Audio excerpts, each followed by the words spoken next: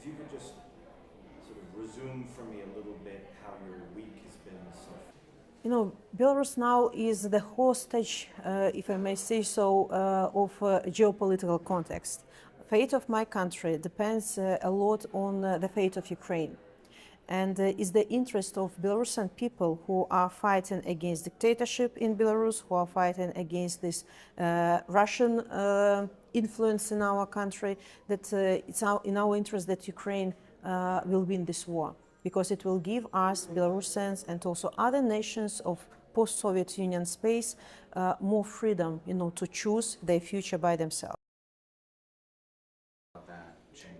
The tweet after the meeting of President Zelensky and President Trump is very encouraging. We see it looks like President Trump believed in Ukraine, believed that they can win this war, and hopefully it will become actions, not words. So, and of course, we also see that President Trump might be disappointed by Putin, who maybe promised him a lot, that he is interested in peace. But it's evident that Russia or Putin, they don't need peace. The war fuels the regimes, war justifies repression, so they want to continue and continue. It will be a huge contribution of him. It would really, deserve Nobel Peace Prize award, the same as releasing of political prisoners from Belarus, what is also happening thanks to individual participation of President Trump.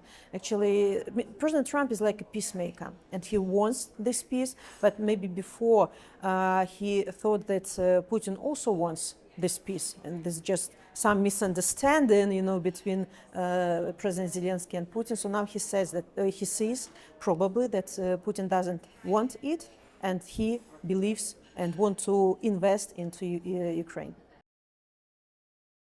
So I suppose that it's intention of Lukashenko to fool President Trump. He wants to buy a Lamborghini for 2,000 euro. Taking a lot, not giving anything. That's why this constant communication of Belarusian democratic forces with State Department, with representatives of White House is so essential. This deal, if we can call it like this, is not going behind the back of Belarusian people.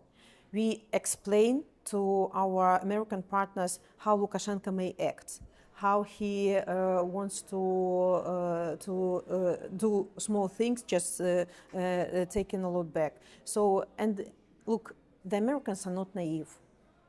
American administration know that who is this person.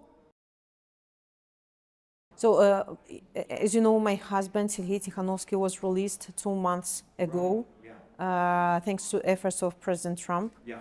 And he spent 5 years in solitary confinement in Belarus, and more than 2 years incommunicado. I didn't know if he was alive, and actually after the death of Alexei Navalny, I thought that it might be fate of my husband as well. But thanks God and thanks President Trump, my husband is free, together with some other people. And though being very exhausted physically, he lost half of his weight, he is unbroken. He immediately jumped into our fight. He just, created new ideas how else we can put pressure on Lukashenko. He's in New York with me now. His